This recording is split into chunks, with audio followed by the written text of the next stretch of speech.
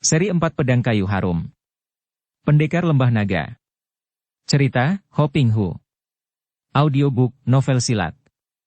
Bab 28.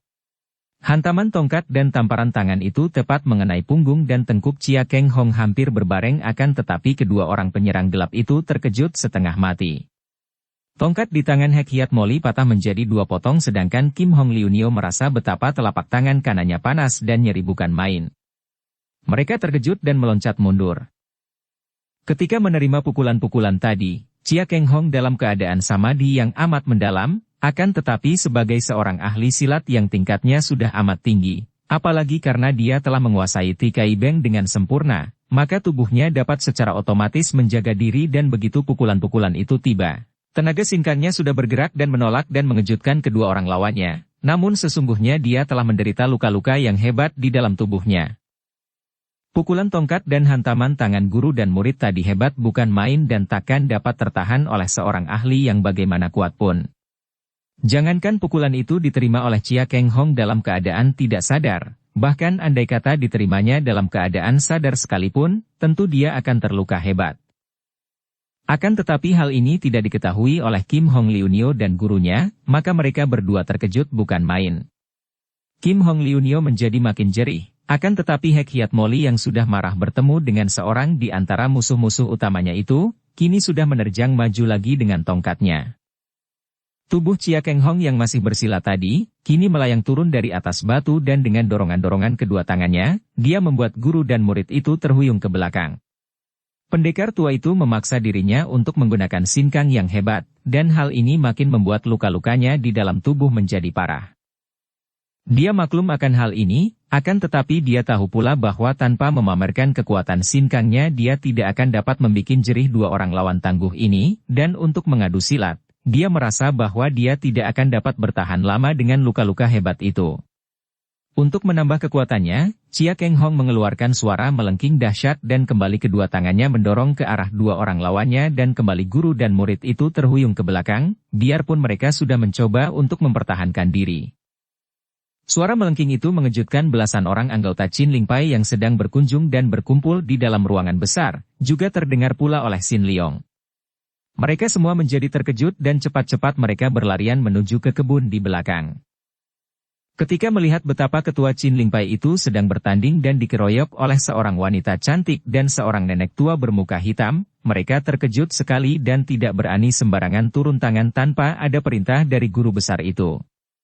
Akan tetapi, selagi belasan orang tokoh Qin Ling Pai itu tertegun dan meragu, tiba-tiba terdengar gerengan seperti suara seekor monyet besar, atau seekor harimau marah dan sesosok bayangan berkelebat dan bayangan itu langsung menerjang Kim Hong Liu Nio dengan terkaman dahsyat dan dengan pukulan kedua tangannya.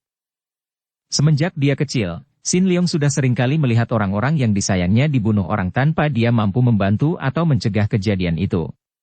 Pertama-tama dia melihat ibu kandungnya dibunuh orang, biang monyet yang memeliharanya dibunuh orang, kemudian melihat Napiausu dibunuh orang.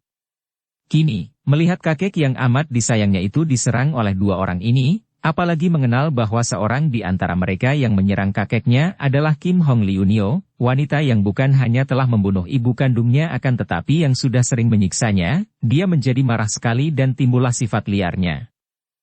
Dia menyerang seperti seekor binatang buas dan kemarahan yang hebat ini mendorong keluar semua tenaga sinkang yang mengeram di dalam tubuhnya.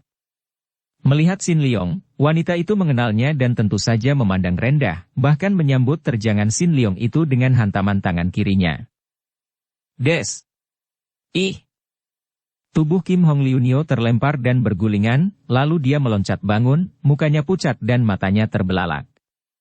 Tak disangkanya betapa pertemuan tenaga dengan anak berusia 14 tahun itu membuat dia terlempar, dan hampir saja dia celaka. Melihat betapa anak itu berani turun tangan membantu guru besar mereka, para anggota Qin Ling Pai juga lalu menerjang maju. Sementara itu, nenek Hek Hiat Moli yang merasa penasaran karena hantaman tongkatnya tadi tidak menewaskan Chia Keng Hong, kini membentak keras dan tubuhnya melayang ke depan, menyerang Chia Keng Hong. Pendekar ini menanti sampai nenek itu datang dekat, kemudian dengan gerakan istimewa dia menangkis hantaman nenek itu, dan membarengi dengan tamparan tangan kirinya. Itulah gerakan dari jurus ilmu silat Hai Kek Sin Kun yang tidak disangka-sangka oleh Hek Hiat Moli, maka tanpa dapat dicegah lagi pundaknya kena ditampar sehingga dia pun terlempar dan jatuh bergulingan seperti halnya Kim Hong Liunio tadi. Akan tetapi baik nenek muka hitam ini maupun Kim Hong Liunio telah memiliki kekebalan yang luar biasa, kekebalan yang bukan hanya dapat menghadapi pukulan kosong bahkan mampu bertahan terhadap pukulan sakti dan pukulan senjata tajam. Kekebalan inilah yang dahulu membuat mendiang kakek Pek Hiat Moko dan Hek Hiat Moli amat sukar dilawan dan barulah pendekar Chia Bun Hou berhasil membunuh Pek Hiat Moko dan Yap In Hong berhasil melukai Hek Hiat Moli setelah mereka berdua ini mengetahui rahasia kelemahan kakek dan nenek itu, baca cerita Dewi Maut.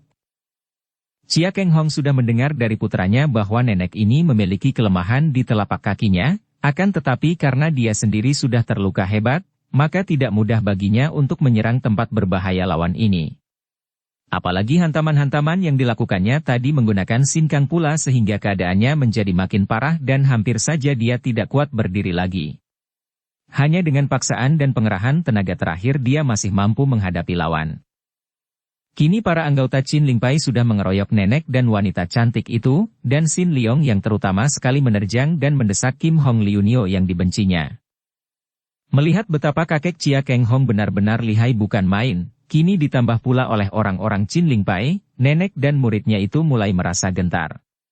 Mereka mengamuk dan ada 4 orang anggota Chin Ling Pai yang roboh dan tewas, sedangkan Sin Leong yang baru menguasai teori-teori belaka dari ilmu-ilmu silat tinggi, tentu saja dalam ilmu silat masih kalah jauh dibandingkan dengan Kim Hong Liunio sehingga berkali-kali dia kena dihantam sampai bergulingan. Akan tetapi diam-diam Kim Hong Liunio bergidik karena bukan saja anak itu tidak sampai tewas atau terluka oleh hantamannya, bahkan seringkali tangannya melekat dan tenaganya tersedot oleh ilmu Tikai Beng yang amat ditakutinya itu. Kalau saja dia tidak memperoleh latihan khusus dari gurunya untuk melepaskan diri terhadap ilmu mujizat itu, tentu dia sudah kena ditempel dan disedot sampai tenaganya habis oleh anak ini. Setelah berhasil merobohkan 4 orang, Hek Hiat Moli maklum bahwa dia dan muridnya takkan berhasil, bahkan kalau tokoh-tokoh lain seperti putra Chin Ling Pai itu, dan wanita perkasa Yap In Hong muncul, juga kakak wanita itu yang bernama Yap Kun Leong tentu dia dan muridnya akan celaka. Mari kita pergi, bentaknya dan sekali meloncat, tubuhnya sudah melayang jauh, pergi dari situ. Melihat ini, Kim Hong Liunio juga meloncat pergi menyusul gurunya. Sin Leong yang marah sekali sudah bergerak hendak mengejar, juga para anggota Chin Ling Pai, akan tetapi terdengar suara lemah kakek itu mencegah. Jangan kejar. Sampai lama Sin Leong dan para anak buah Chin Ling Pai berdiri memandang ke arah lenyapnya 2 orang musuh itu, kemudian para bekas anggota Chin Ling Pai itu sibuk merawat mereka yang luka dan tewas dalam pertempuran itu. Kong-kong. Teriakan itu mengejutkan semua orang. Mereka menengok dan melihat Sin Leong menangis di depan kakek yang telah duduk bersila kembali di atas batu itu. Semua bekas anggota Chin Ling Pai berlari menghampiri dan terkejut bukan main melihat bahwa guru besar mereka itu ternyata telah tak bernapas lagi. Kiranya setelah mencegah semua orang mengejar musuh-musuh yang amat lihai itu, Chia Keng Hong kembali duduk bersila dan kakek ini melepaskan napas terakhir sambil duduk bersila. Pukulan-pukulan 2 orang lawan yang amat lihai itu tadi telah mengguncangkan jantung dan melukai isi dada dan perutnya. Hanya karena semangatnya yang luar biasa saja kakek tua renta ini tadi masih mampu melawan, bahkan membikin jerih hati musuh-musuhnya. Akan tetapi justru perlawanannya itu membutuhkan pengerahan tenaga dan dalam keadaan luka hebat dia mengerahkan tenaga, maka hal ini tentu saja membuat luka-lukanya menjadi makin parah dan yang mencabut nyawanya setelah dia duduk bersila. Sin Leong yang pertama kali melihat keadaan kakek itu, menjerit dan dalam kedukaannya dia sampai lupa diri dan menyebut kakek itu, Kongkong, karena dia memang merasa amat sayang kepada Kongkongnya, kakeknya, itu. Melihat kakeknya mati, dia berteriak lalu menangis mengguguk seperti anak kecil. Belum pernah selamanya dia menangis seperti itu. Akan tetapi hanya sebentar dia menangis dan setelah berhenti menangis, dia hanya diam saja seperti patung. Ketika melihat para bekas anak buah Chin Ling Pai sambil menangis lalu mengangkat jenazah itu, bersama 4 orang anggota Chin Ling Pai lainnya, membawanya masuk ke dalam pondok. Sampai semua jenazah dimasukkan peti dan dijajarkan di ruangan depan dengan peti jenazah bekas ketua Chin Ling Pai itu di depan dan 4 buah peti jenazah para anggota itu di belakang, Sin Leong tidak pernah menangis lagi, juga tidak pernah mengeluarkan sepatah pun kata. Akan tetapi dia hanya duduk bersila di dekat peti jenazah kongkongnya itu, tak pernah makan, tak pernah tidur, hanya duduk bersila seperti sebuah arca. Setiap kali terdengar orang menangis dan berkabung, para keluarga 4 orang anggota Qin Lingpai itu. Bekas anak buah Qin Lingpai berbondong-bondong datang dan menangis. Berita secepatnya dikirim melalui dunia Kang Ou dan beberapa hari kemudian berturut-turut datanglah Chia Bun Hou dan Yap In Hong, lalu Yap Meilan, Lie Seng, Shou Kui Eng dan Shou Kui Beng yang datang bersama. Riuh rendah tangis mereka di depan peti mati. Seperti telah diceritakan di bagian depan, 4 orang muda itu, Yap Meilan, Lie Seng, Shou Kui Eng dan Shou Kui Beng, datang ke Qin Lingpai untuk mengabarkan tentang kematian Tio Sun di tangan ketua Huai Kaipang yang kenal baik dengan ketua Qin Lingpai, Kongkong dari Lie Seng. Akan tetapi, ketika mereka akhirnya tiba di Qin Lingshan, mereka hanya mendapatkan bahwa ketua Qin Lingpai telah tewas. Setelah bertangis-tangisan dan berkabung, Bun Hou dan istrinya bercakap-cakap dengan 4 orang itu. Sebenarnya, kalau saja tidak terjadi hal yang menyedihkan berhubung dengan kematian kakek Chia Keng Hong, tentu pertemuan itu akan menggembirakan sekali. Yap Meilan adalah keponakan dari In Hong, dan Lie Seng adalah keponakan dari Bun Hou. Bahkan, Shou Kui yang pernah ditunangkan dengan Chia Bun Hou, baca Dewi Maut. Akan tetapi, mereka semua sedang berkabung dalam kedukaan, maka tentu saja tidak ada suasana gembira dalam pertemuan mereka. Hanya In Hong yang merangkul keponakannya yang dia duga tentu sudah memiliki kepandaian hebat setelah digembleng oleh Kok Beng lama itu. Tiba-tiba Shou Kui Eng menangis lagi, kini tangisnya tidak seperti ketika menangis di depan peti mati kakek Chia, bahkan dia menangis dengan penuh kedukaan sehingga mengejutkan Bun Hou dan In Hong. Yap In Hong yang tidak lagi cemburu kepada bekas tunangan suaminya ini karena dia sudah tahu bahwa wanita peranakan barat ini sudah menikah dengan Tio Sun, segera mendekatinya dan memegang pundaknya. Adik Kui Eng, sudahlah, jangan engkau terlalu berduka, dia menghibur. Kui Eng mengangkat muka memandang dan tiba-tiba dia merangkul leher In Hong dan tangisnya makin mengguguk. Di antara tangisnya In Hong mendengar kata-kata yang membuatnya terbelalak dan terkejut sekali. Bagaimana takkan berduka kalau suamiku dibunuh orang? Tentu saja bukan hanya In Hong yang terkejut mendengar ini, juga suaminya, Chia Bun Hou kaget bukan main. Mereka tadi melihat betapa nyonya muda yang cantik jelita ini memakai pakaian berkabung. Akan tetapi mereka hanya mengira bahwa nyonya muda ini karena sudah mendengar akan kematian kakek Chia yang amat dikaguminya, memang sengaja mengenakan pakaian berkabung. Siapa kira, nyonya muda ini berkabung karena kematian suaminya yang dibunuh orang. Siapa yang membunuh Tio tuaku? Siapa? Bun Hou berseru dengan penasaran sekali. Ayahnya baru saja dibunuh orang, dan kini dia mendengar bahwa Tio Sun dibunuh orang pula. Dukung channel Novel Silat dengan subscribe, follow, like, komen dan share. Dengan panjang lebar Shou Kui Beng mewakili saudara kembarnya, menceritakan tentang kematian Tio Sun di tangan ketua Huai Kaipang dalam suatu pertempuran gara-gara seorang wanita bernama Kim Hong Liunio. Iparku itu hanya ingin mendamaikan antara Panglima Li Xiang dan ketua Huai Kaipang, demikian dia menutup ceritanya. Akan tetapi siapa kira, ketua Huai Kaipang mengira bahwa iparku itu membela wanita yang bernama Kim Hong Liunio itu sehingga terjadi pertempuran dan iparku tewas. Kim Hong Liunio. Bun Hou bangkit berdiri dan mengepal tinjunya. Kiranya perempuan itu pula yang menjadi gara-gara? Kini giliran 4 orang itu, Yap Meilan, Lie Seng, Shou Kui Eng, dan Shou Kui Beng yang mendengar betapa kakek Chia juga tewas oleh Kim Hong Liunio dan gurunya, Hek Hiat Moli. Dan semua ini adalah gara-gara bocah itu, tiba-tiba Bun Hou berkata sambil menudingkan telunjuknya ke arah Sin Leong yang masih duduk seperti arca di dekat peti jenazah dengan muka pucat. Mendengar kata-kata ayah kandungnya yang menuding kepadanya itu, Sin Leong memandang dengan mata terbelalak dan mukanya menjadi pucat. Semua mata kini ditujukan kepadanya. Mendiang ayah bentrok dengan Kim Hong Liunio karena menolong bocah itu. Bun Hou berkata penuh penyesalan. Dan bocah itu pula yang bercerita kepada kami bahwa Kim Hong Liunio memusuhi orang-orang Shitio, Yap dan Chia. Sebelum muncul bocah itu kita semua hidup tentram dan tidak pernah terjadi permusuhan dengan siapapun. Bocah ini benar-benar mendatangkan sial.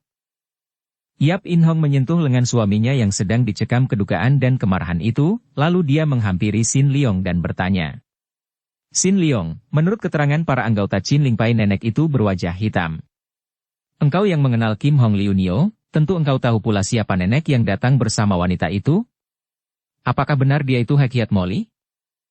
Yap In Hong ini pernah bertanding dengan Hek Hiat Molly, bahkan berhasil melukai nenek yang kebal itu karena dia tahu di mana letak kelemahannya. Akan tetapi sebelum dia sempat membunuh nenek iblis itu, keburu datang Raja Sabutai yang menyelamatkan nenek yang juga guru raja itu. Kini dia bertanya kepada Sin Leong, selain untuk memperoleh keyakinan, juga untuk menghentikan suaminya memarahi anak itu. Sin Leong yang sejak tadi mengalami tekanan batin, merasa berduka sekali, penasaran dan juga marah-marah mendengar ayah kandungnya sendiri memaki dan menyalahkannya, tidak menjawab, bahkan tidak mendengar pertanyaan yang diajukan oleh Yap In Hong itu. Dia hanya bersila sambil menundukkan mukanya, alisnya berkerut, bibirnya dikatupkan keras-keras. Kalau dia tidak bisa bicara lagi, biar saja tak usah ditanya. Bun Hou yang masih merasa marah karena terdorong kedukaan dan penyesalan, berkata lagi. Tak perlu mendapatkan keterangan anak sial itu pun sudah jelaslah bahwa nenek muka hitam itu pasti Hek Hiat Molly orangnya. Dan perempuan itu tentu muridnya. Setelah selesai pemakaman jenazah ayah, aku akan mencarinya dan membunuh mereka. Tidak perlu. Tiba-tiba Sin Leong yang sejak tadi diam saja, kini membentak dengan suara yang amat lantang sehingga mengejutkan semua orang. Seperti sebuah gunung berapi yang sudah ditahan-tahan sekian lamanya dan kini meletus, Sin Leong bangkit berdiri, sepasang matanya mencorong seperti mata naga sakti, kedua tangannya dikepal dan dia berkata, "Akulah yang akan membalas kematian Kong Kong. Akulah yang akan mencari musuh-musuh besar itu dan membunuh mereka. Aku tidak mengharapkan bantuan para pendekar. Para pendekar yang hebat-hebat hanya namanya saja pendekar, duduk di tempat tinggi, mabok kemuliaan dan nama besar seolah-olah mereka itu adalah dewa-dewa di sorga, bukan manusia. Padahal, namanya saja pendekar-pendekar mulia, akan tetapi perbuatannya banyak yang rendah dan hina, di balik nama-nama besar itu tersembunyi perbuatan kotor. Bocah lancang mulut." Bun Hou membentak akan tetapi istrinya menyentuh lengannya. "PS," kata In Hong berbisik sambil memandang kepada Sin Leong dengan mata penuh kagum dan tertarik. Bocah itu bukan sembarang bocah dan dia melihat sesuatu yang aneh pada mata bocah itu, dan dia merasa seolah-olah dia sudah mengenal anak ini, entah di mana dan kapan.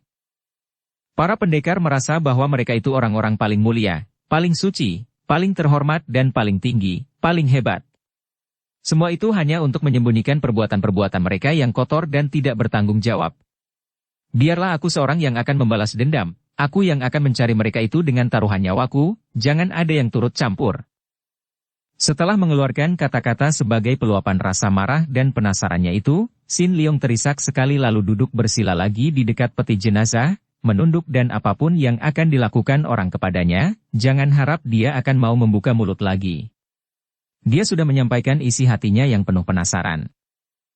Ketika dia bicara, dia teringat akan ibu kandungnya yang ditinggalkan ayah kandungnya, maka dia bicara tentang perbuatan kotor para pendekar yang dikatakan tidak bertanggung jawab. Tentu saja dia tujukan ucapan itu kepada ayah kandungnya. Dan dia memang menaruh dendam kepada Kim Hong Liunio, lebih daripada mereka semua, karena wanita itu telah membunuh ibu kandungnya di depan matanya, dan membunuh pula kongkongnya. Semua orang bengong menyaksikan sikap dan mendengar ucapan Sin Leong itu. Yap In Hong masih memegang lengan suaminya, mencegah suaminya marah-marah, karena amat tidak baik marah-marah di depan peti jenazah ayah mertuanya itu. Pada saat semua orang masih bengong memandang kepada Sin Leong, tiba-tiba terdengar jerit tertahan. "Ayah!" Dan berkelebatlah sesosok bayangan orang. Bayangan ini adalah Chia Giokeng yang begitu tiba di situ terus menjatuhkan diri berlutut di depan peti mati jenazah ayahnya, memeluki peti dan menangis terseduh-seduh, kemudian dia tentu akan terguling roboh kalau tidak cepat-cepat Yap Kun Leong menyambar tubuh yang pingsan itu. Kembali hujan tangis di tempat itu karena semua orang yang menyaksikan ini mulai menangis lagi. Sin Leong telah dilupakan orang yang tenggelam dalam kedukaan dan keharuan itu. Ternyata Chia Giokeng dan Yap Kun Leong yang belum berhasil menemukan Lie Chiaoxi, mendengar berita tentang kematian kakek Chia dari suara di dunia Kang Ou. Mereka cepat-cepat kembali ke Chinlingsan dan di sepanjang jalan Chia Giokeng sudah menangis sedih, dihibur oleh Yap Kun Leong. Maka begitu tiba di depan peti jenazah, wanita ini lalu menjerit dan menangis, kemudian roboh pingsan. Suasana di situ diliputi keharuan dan kedukaan. Chia Giokeng menangis tersedu-sedu ketika dia telah siuman kembali dan dia berangkulan dengan Chia Bunhou. Dua orang inilah yang merasa paling terpukul dengan kematian ayah mereka, dan kini pendekar sakti Chia Bunhou tak dapat lagi menahan tangisnya melihat encinya, apalagi dia teringat betapa dia telah pernah marah dan meninggalkan ayahnya sampai belasan tahun sehingga kematian ibunya pun tidak diketahuinya. Sekarang, baru saja dia pulang dan berbaik kembali dengan ayahnya, merasakan betapa ayahnya sesungguhnya amat mencintanya, baru saja berjumpa satu kali dengan ayahnya, kini ayahnya telah mati dibunuh orang, atau setidaknya, meninggal akibat pertempuran melawan orang lain. Dia mengerti bahwa sebenarnya ayahnya tidaklah langsung dibunuh orang, melainkan bertempur melawan guru dan murid itu dan menurut cerita para anggota Qin Ling Pai, ayahnya tidak kalah, bahkan membikin jerih musuh-musuh yang melarikan diri. Akan tetapi dia tahu bahwa ayahnya memang telah tua dan lemah, telah banyak berkurang tenaganya sehingga ketika menghadapi dua orang yang tangguh itu, ayahnya terluka dan tewas. Pada saat itu, di antara para tamu yang mulai berdatangan untuk memberi penghormatan terakhir kepada jenazah dalam peti, muncul orang laki-laki tua yang aneh sekali bentuk tubuhnya. Melihat wajahnya, jelaslah bahwa laki-laki ini sudah tua sekali, seorang kakek yang memang sukar ditaksir berapa usianya, akan tetapi tentu sudah tua sekali karena mukanya yang kurus itu penuh keriput, matanya agak juling dan kepalanya gundul pelontos dan halus kulitnya. Hanya ada sedikit rambut kering yang tumbuh di padang tandus, tumbuh di atas kepala, di tengah-tengah menutupi ubun-ubun. Kepalanya besar dan bulat, tapi kurus, dengan dua buah daun telinga yang tebal dan lebar. Alisnya tebal, sudah bercampur uban, bengkak-bengkok di atas sepasang matanya yang juling. Hidungnya pesek dan mulutnya lebar sekali, agaknya memang tidak dapat ditutup baik-baik sehingga di balik bibirnya selalu nampak. Gigi bawahnya sudah habis dan gigi atasnya tinggal beberapa buah saja, berderet jarang. Kepala dan wajah itu biarpun amat buruk dan menyeramkan, namun belumlah aneh kalau dibandingkan dengan bentuk tubuhnya dari leher ke bawah. Kakek yang kelihatan sudah tua sekali ini ternyata memiliki bentuk tubuh seperti kanak-kanak yang baru 10 tahun usianya. Tubuh itu kecil pendek, dengan dua tangan yang kecil dan dua kaki bersepatu yang kecil pula. Siapakah adanya kakek aneh itu? Semua orang yang hadir di situ tidak ada yang mengenalnya. Padahal, kakek ini sesungguhnya adalah seorang yang memiliki kesaktian hebat, yang datang dari barat dan telah lama merantau di dunia utara, di balik tembok besar. Kakek ini bernama Ouyang Busek. Di dalam cerita petualang asmara, terdapat seorang tokoh yang merupakan datuk kaum sesat yang ditakuti orang dan yang berjuluk Bantok Choaong, Raja Ular Selaksa Racun, dan datuk ini bernama Ouyang Kok, seorang datuk dari utara. Datuk ini tewas di tangan Chia Keng Hong. Kakek cebol aneh ini adalah seorang keponakan dari Bantok Choaong Ouyang Kok itu. Dia masih muda ketika mendengar bahwa pamannya telah terbunuh oleh seorang pendekar bernama Chia Keng Hong. Akan tetapi karena putra tunggal pamannya itu yang bernama Ouyang Bou juga terbunuh oleh Suci dari Pek Hong Ing, mendiang Nyonya Yap Kun Leong, maka pamannya itu tidak mempunyai orang lain lagi kecuali dia untuk membalaskan kematiannya. Dia adalah keponakan pamannya itu dan akan kecewalah dia sebagai seorang keturunan keluarga Ouyang, keluarga yang terkenal sebagai keluarga pandai, kalau dia tidak menuntut balas. Akan tetapi, dia tahu betapa lihainya pendekar Chia Keng Hong, bahkan pendekar ini mempunyai keluarga yang terdiri dari orang-orang lihai. Inilah yang menyebabkan Ouyang Busek harus menahan diri sampai bertahun-tahun lamanya, bahkan sampai puluhan tahun lamanya karena dia harus memperdalam kepandaiannya lebih dulu. Sampai puluhan tahun lamanya dia merantau ke barat dan mempelajari ilmu-ilmu yang tinggi dari para pertapa aneh di pegunungan Himalaya dan di Tibet. Baru setelah dia merasa bahwa kepandaiannya sudah mencapai tingkat yang jauh lebih tinggi daripada tingkat mendiang Bantok Choaong Ouyang Kok, dia berani meninggalkan barat sebagai seorang kakek aneh dan pergi ke Qin Lingshan mencari musuh besar keluarga Ouyang itu. Akan tetapi, betapa menyesal, kecewa dan juga mendongkol rasa hatinya ketika dia tiba di puncak Qin Lingshan, dia menemukan musuh besarnya itu telah berada di dalam peti mati. Pada waktu itu, semua keluarga dari bekas ketua Qin Ling Pai sedang berduka dan dibangkitkan kembali kedukaan dan keharuan mereka oleh kedatangan Chia Giokeng. Mereka sedang bertangisan sehingga tidak ada yang memperhatikan kedatangan kakek cebol itu. Akan tetapi Sin Leong yang sejak tadi memandang ke arah para keluarga yang bertangisan itu, melihat kakek ini di antara para tamu dan dia merasa terkejut dan tertarik sekali. Keanehan bentuk tubuh kakek ini sungguh amat menonjol di antara para tamu sehingga dia diam-diam memperhatikan ketika kakek itu seperti para tamu yang lain menghampiri peti dengan langkah-langkah yang pendek dan lucu. Akan tetapi, tidak seperti para tamu lain yang memberi penghormatan kepada jenazah dengan hio menyala di tangan, tamu aneh ini hanya berdiri tegak di depan peti jenazah dan tiba-tiba dia mengeluarkan kata-kata yang cukup lantang. "Chia Keng Hong, engkau sungguh seorang pengecut besar. Setelah susah payah puluhan tahun aku mempelajari ilmu dan kini datang berkunjung, engkau melarikan diri melalui kematian. Kalau tidak merusak tubuhmu dalam peti, hatiku selamanya akan merasa penasaran." Mendengar ini, semua orang terkejut dan terutama sekali Chia Bun Hou dan Chia Giok Keng sudah meloncat berdiri dan menengok ke arah tamu aneh itu dengan sinar mata berapi karena marahnya. Akan tetapi, sebelum mereka sempat bergerak, tiba-tiba terdengar suara gerengan aneh seperti seekor binatang buas yang marah, disusul teriakan. "Jangan ganggu jenazah kakekku!" Penyerangan yang dilakukan oleh Sin Leong menyusul teriakannya itu mengejutkan Ouyang Busek. Tak disangkanya bahwa anak yang tadi bersila di dekat peti mati, tiba-tiba saja meloncat dan menerkannya seperti seekor binatang buas. Ouyang Busek melihat betapa anak itu memiliki tenaga sinkang yang amat luar biasa. Pukulan dalam terkamannya itu mendatangkan angin berdesir menuju arahnya. Dia kagum dan kaget, juga girang menghadapi anak yang mengaku cucu dari musuh besarnya itu. Kalau tidak dapat membalas kepada Chia Keng Hong, kini dapat menangkap cucunya juga sudah baik, pikirnya. Maka dia mendiamkan saja anak itu menyerangnya, kemudian setelah terkaman datang dekat, tiba-tiba dia menggerakkan tangan kirinya menangkap pundak Sin Leong. Des! Pukulan kedua tangan Sin Leong itu dengan tepat mengenai tubuh kakek cebol itu, akan tetapi alangkah kagetnya hati Sin Leong ketika merasa betapa kedua pukulannya itu seperti dua buah batu dilempar ke dalam air. Tenaganya amblas dan pukulannya mengenai tubuh yang lunak dan yang membuat tenaga pukulan buyar, dan tahu-tahu dia sudah kena dipegang dan dicengkeram pundaknya. Ketika Sin Leong hendak mengerahkan tenaga dari pusar, tiba-tiba saja tubuhnya menjadi lemas dan dia tidak mampu bergerak lagi karena kaki tangannya seperti lumpuh. Semua jalan darahnya seperti tiba-tiba menjadi kacau dan dia tidak mengerahkan tenaga lagi. "Jangan berani engkau mengacau di sini."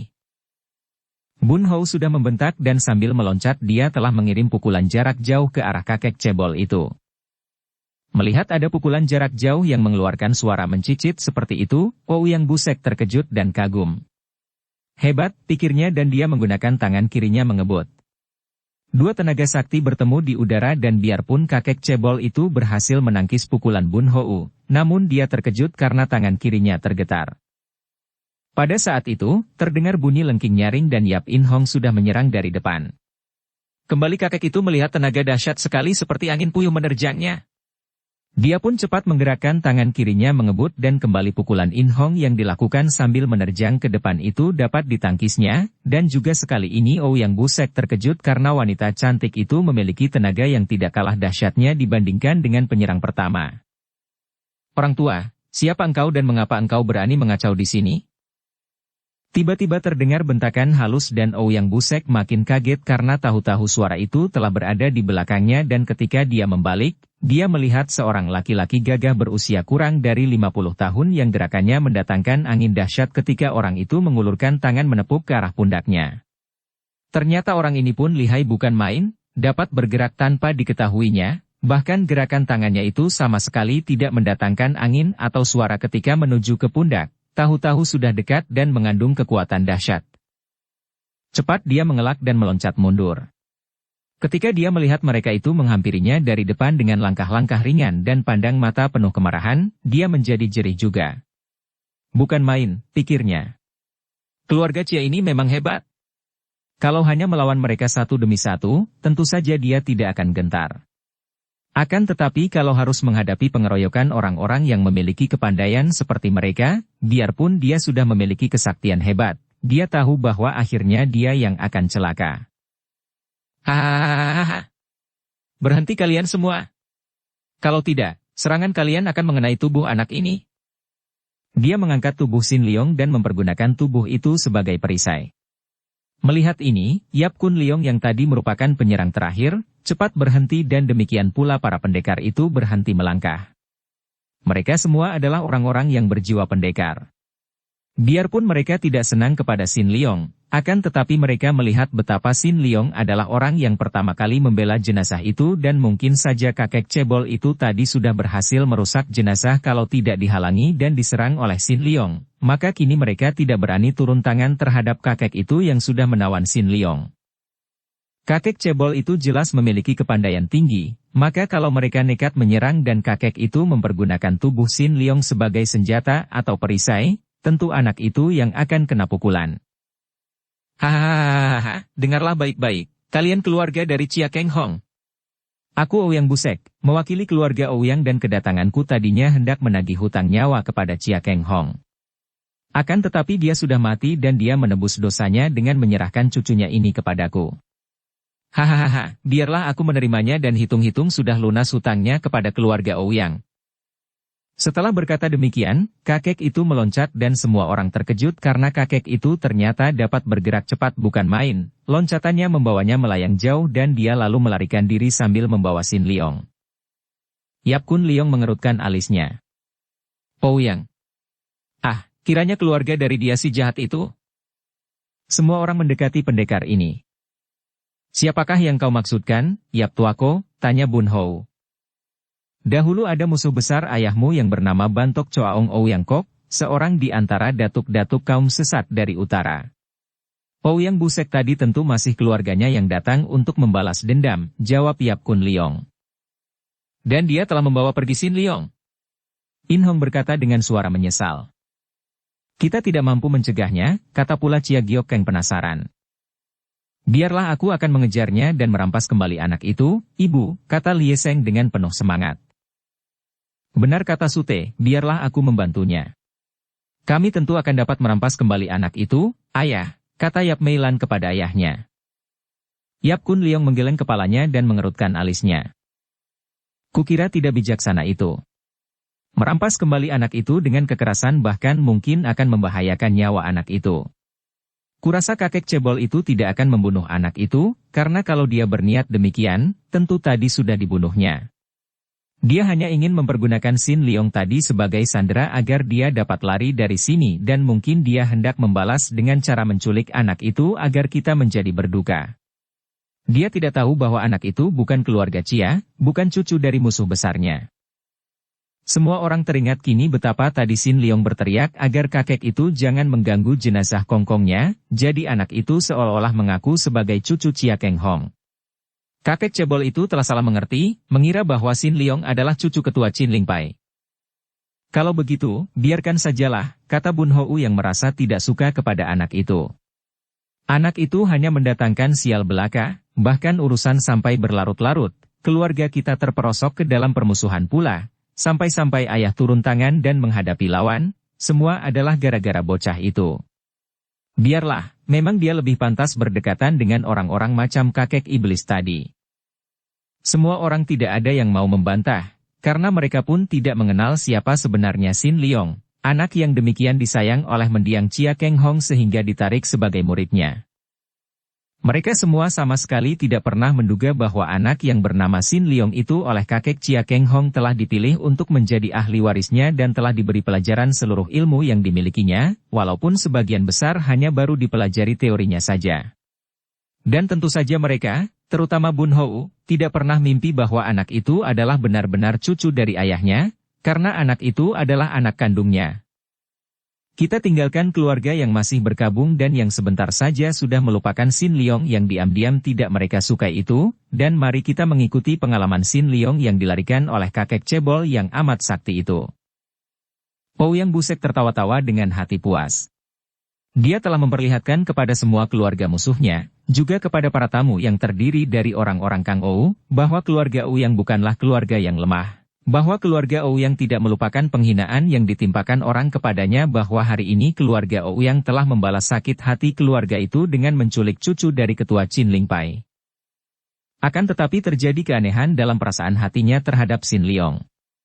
Dia tadi sudah terkejut dan kagum sekali ketika bocah ini menyerangnya. Seorang bocah yang belum dewasa, paling banyak 14 tahun usianya, sudah memiliki tenaga yang demikian dahsyat. Cucu dari pendekar sakti Chia Keng Hong ini memang tidak memalukan menjadi cucu ketua Qin Ling Pai yang terkenal sekali kelihayannya itu. Dan yang lebih mengagumkannya lagi adalah sikap anak ini. Sama sekali tidak mengeluh. Sama sekali tidak ketakutan, apalagi menangis. Setiap kali dia melirik dan memandang wajah anak yang dipanggulnya itu, dia melihat sepasang mata yang mencorong seperti mata naga, dan wajah yang sedikit pun tidak kelihatan takut atau khawatir. Ouyang Busek melarikan diri dengan cepat sekali dan tidak pernah berhenti. Dia hanya berhenti untuk menotok lagi tubuh Sin Liong kalau merasa betapa anak itu sudah mulai dapat bergerak, sehingga anak itu terus-menerus dalam keadaan lumpuh. Setelah hari mulai gelap, baru kakek itu melempar tubuh Sin Liong ke atas tanah yang berumput. Mereka tiba di sebuah hutan yang sunyi. Sejenak kakek cebol itu memandang kepada Sin Liong yang rebah terlentang. Anak itu pun memandangnya dengan sinar mata berapi-api. Hahaha, mengapa engkau melotot kepadaku? Ouyang Busek bertanya, tertawa untuk menutupi kemendongkolan hatinya. Dia ingin melihat cucu dari musuhnya ini menderita, menangis, atau setidaknya mengeluh. Hal itu amat baik baginya. Dia sudah mengorbankan waktu puluhan tahun lamanya untuk dapat membalas dendam kepada Chia Keng Hong, akan tetapi ternyata setelah dia memiliki kepandaian, musuh besar itu telah mati. Tentu saja dia amat kecewa, dan kalau dia melihat cucu musuhnya ini menderita, hal itu tentu akan memperingan kekecewaannya. Kakek cebol, engkau adalah seorang manusia yang berhati iblis, jahat dan kejam. Tentu saja semua orang akan memandang kepadamu dengan penuh kebencian. Wajah kakek itu menjadi merah. Dia belum pernah melakukan hal yang kejam, kecuali tentu saja kalau menghadapi musuh. Apalagi jahat, dia malah menentang kejahatan. Maka ucapan itu tentu saja membuat dia marah. Bocah bandel, lancang mulut. Kau mau memamerkan keberanianmu kepadaku, ya? Kau sombong, mentang-mentang menjadi cucu Chia Keng Hong kau boleh bersikap kepala batu, ya? Merasa gagah dan tidak takut mati, ya? Aku memang tidak takut mati. Hayo kau bunuh aku, kakek tua bangka yang berhati curang dan pengecut besar, beraninya hanya kepada anak kecil. Kakek itu makin marah dan penasaran. Anak ini akan tahu rasa, pikirnya. Dia dihadapkan pada suatu tantangan lain sekarang. Dia harus melihat anak ini ketakutan, menangis dan minta ampun. Baru akan dilepaskannya anak ini. Wah, kau benar-benar tidak mengenal takut? Mari kita sama-sama melihatnya. Kalau aku tidak bisa membuat kau menjerit-jerit minta ampun, menangis ketakutan, jangan panggil aku Ouyang Busek. Setelah berkata demikian, dia menyambar tubuh Sin Liong dan menyeretnya memasuki hutan itu lebih dalam lagi. Setelah hari menjadi gelap, kakek itu telah mendaki sebuah puncak bukit yang penuh dengan padang rumput dan alang-alang yang liar dan luas. Sambil terkekeh senang kakek itu lalu membuat salib dari 2 batang balok besar, lalu mengikat tangan dan kaki Sin Long pada kayu salib itu. Kau tidak mengenal takut? Benar-benar kau tidak mau minta ampun kepadaku? Sejenak Sin Liong memandang wajah kakek yang tingginya hanya sampai di dadanya itu, lalu tiba-tiba dia meludah. Cuh! Daripada minta ampun kepadamu, lebih baik aku mati 1000 kali. Ouyang Busek berjingkrak, berloncatan saking marahnya. Sudah gatal-gatal kedua tangannya hendak menghantam anak itu dan sekali hantam saja tentu Sin Liong akan mati.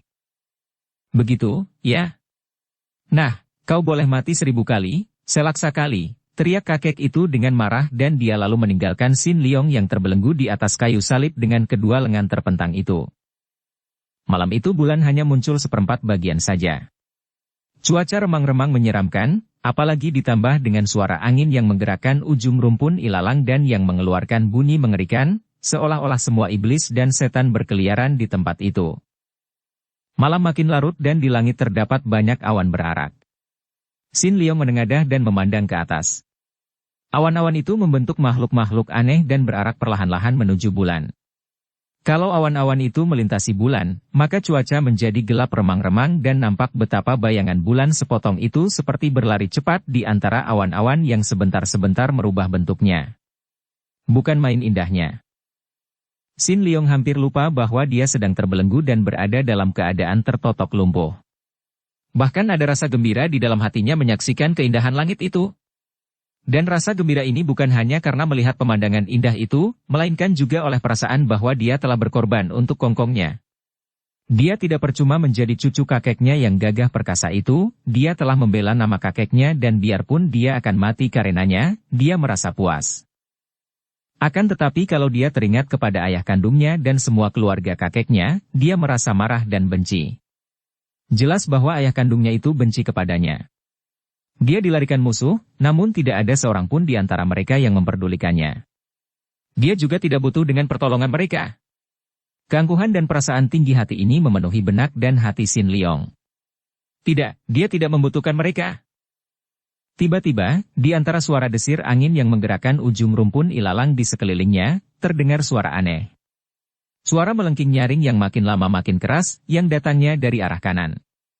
Sin Leong tidak mampu bergerak karena terbelenggu dan juga tertotok, akan tetapi dia dapat melirik dan tiba-tiba matanya terbelalak. Dia merasa tengkuknya dingin sekali dan seolah-olah semua bulu tubuhnya bangkit berdiri karena merasa seram. Sin Leong bukan seorang penakut, akan tetapi apa yang dilihatnya membuat dia terkejut dan ngeri. Dia melihat sesosok tubuh tanpa kepala yang berloncat-loncatan di sebelah kanannya dan yang mengeluarkan suara melengking nyaring memekakkan telinga. Setan! Iblis! Tak salah lagi. Mana mungkin ada makhluk lain seperti ini?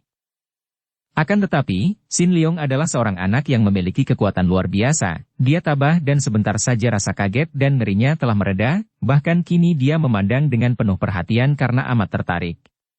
Dia melihat betapa makhluk itu berkerudung kain putih, tanpa kepala, akan tetapi kedua kakinya kecil bersepatu dan tiba-tiba dia tersenyum. Kakek cebol tolol! Kau kira aku takut dengan permainanmu ini? Mendengar ucapan itu, makhluk aneh itu mengeluarkan seruan kecewa dan sekali berkelebat makhluk itu telah lenyap dan suasana menjadi sunyi kembali. Sin Leong menengadah dan melanjutkan lamunannya. Kakek itu sengaja hendak menakut-nakutinya, pikirnya. Dia ingin sekali melihat aku ketakutan dan mengeluh, minta-minta ampun. Engkau takkan berhasil. Biar sampai mati aku tidak akan memperlihatkan rasa takut di depanmu. Bersambung ke bab 29. Dukung kami dengan subscribe, follow, like, komen dan share. Terima kasih.